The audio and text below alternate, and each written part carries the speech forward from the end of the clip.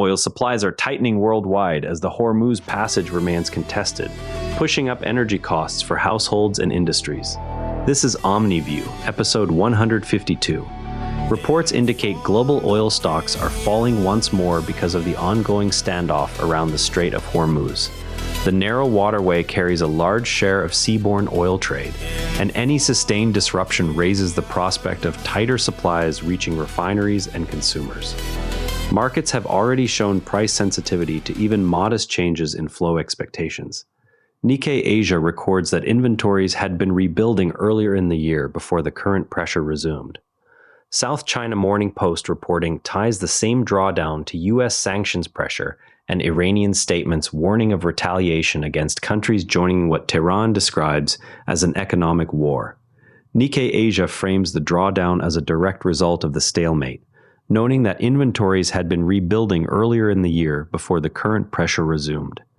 Other regional outlets, including coverage from South China Morning Post, link the same inventory shift to broader U.S. sanctions. Both accounts rest on the undisputed fact of declining stocks. They differ on whether the primary driver is Iranian control of the strait or external sanctions enforcement.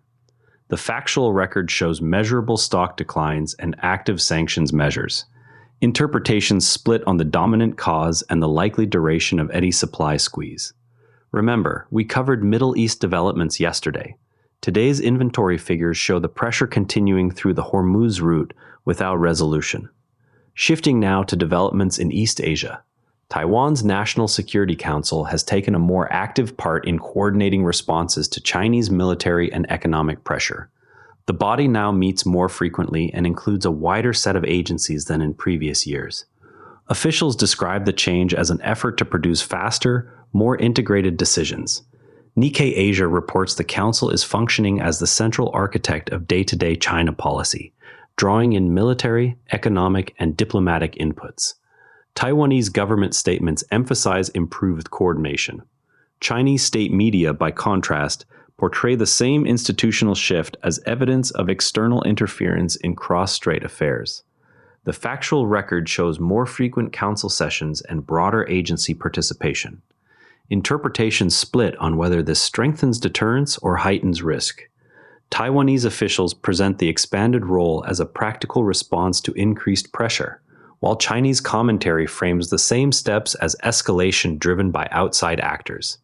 Next, a shift in Southeast Asia. Cambodian officials have confirmed plans to resume the Angkor Sentinel exercises with U.S. forces next year. The drills had been suspended since 2017.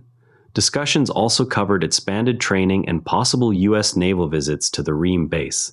South China Morning Post coverage presents the move as a pragmatic adjustment that does not reduce Cambodia's close economic and security ties with China. U.S. statements stress renewed cooperation on regional maritime issues. Both sides accept that the exercises are restarting after a long pause. They differ on whether the step signals a broader rebalancing or simply tactical military housekeeping.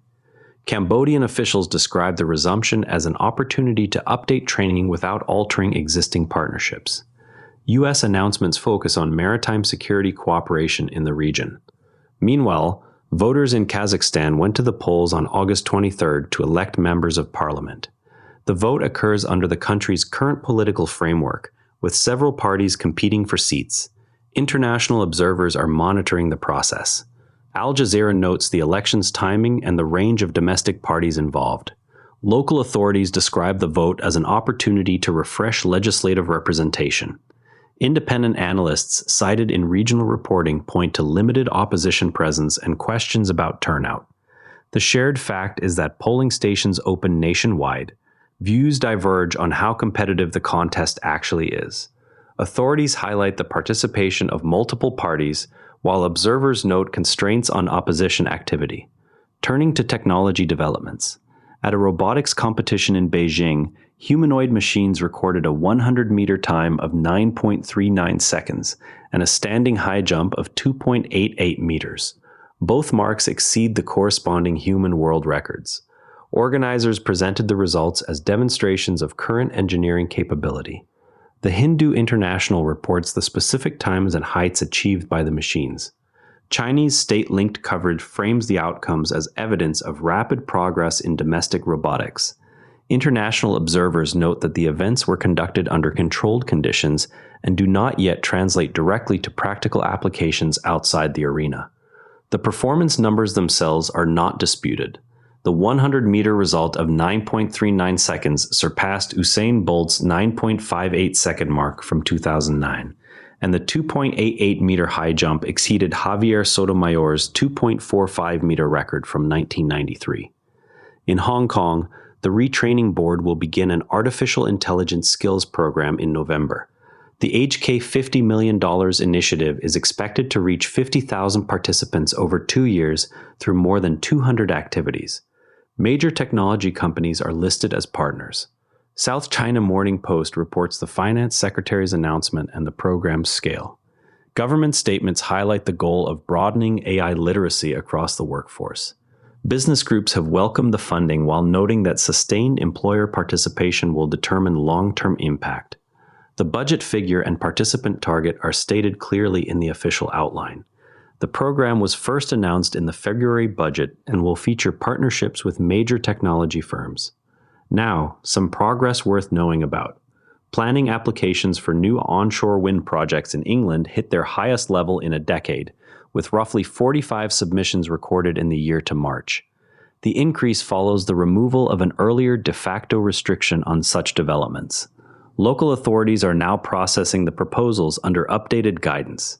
The Guardian analysis of government data shows the rise in applications after the policy change. Industry associations cite the clearer approval pathway as the main reason for renewed interest. Some rural councils and resident groups continue to raise concerns about landscape and noise impacts. The application count itself is drawn from official records. The policy shift ended a restriction that had been in place since 2015. Now, to really understand this story, there is something most coverage leaves out.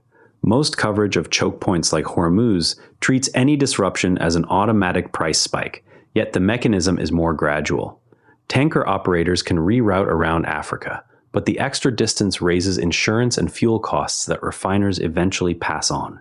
When inventories are already low, even a modest slowdown in daily flows through the strait tightens the global balance within weeks rather than months. Historical episodes, including the 1980s tanker war, show that prices rose steadily as spare capacity elsewhere proved limited. Knowing this timeline helps readers judge whether a reported threat is likely to affect pump prices in the near term or remains largely rhetorical. When reports cite inventory data, check whether the figures come from weekly government releases or from private estimates that can vary by several million barrels. The Strait of Hormuz handles roughly 1/5 of global oil trade by sea, so even partial restrictions compound over successive tanker cycles. Refiners facing higher freight costs often adjust crude slates or draw down stocks rather than immediately raising retail prices. Over repeated cycles, sustained pressure tends to shift investment toward alternative routes and storage, though those adjustments take years rather than weeks.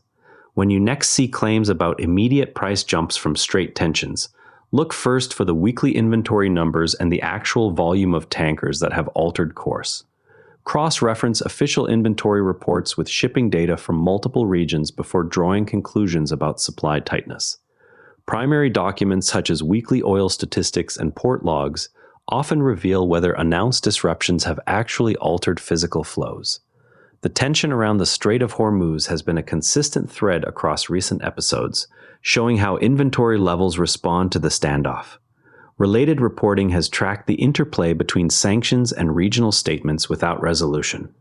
If you want to go deeper on today's lead, compare how Nikkei Asia and South China Morning Post are covering it. Tomorrow, watch for any updates on tanker routing data that could clarify whether rerouting has begun in measurable volume. That's Omni View. As always, compare outlets, look for primary documents, and separate what's known from what's assumed. The world is complicated, but it's not beyond understanding, and you just spent a few minutes understanding it better. If that's worth something to you, subscribe wherever you listen. See you tomorrow. And if you'd rather watch than listen, find us on YouTube at Nera Network. Links in the show notes. And before you go, This show is part of the NARA Network, a family of daily podcasts on tech, science, and markets. Each one a short, sharp briefing you can finish on the commute. If today earned its place in your feed, here's your next listen. Models and Agents, your daily briefing on AI models and agents. Find every show free at naranetwork.com. Following the long arcs?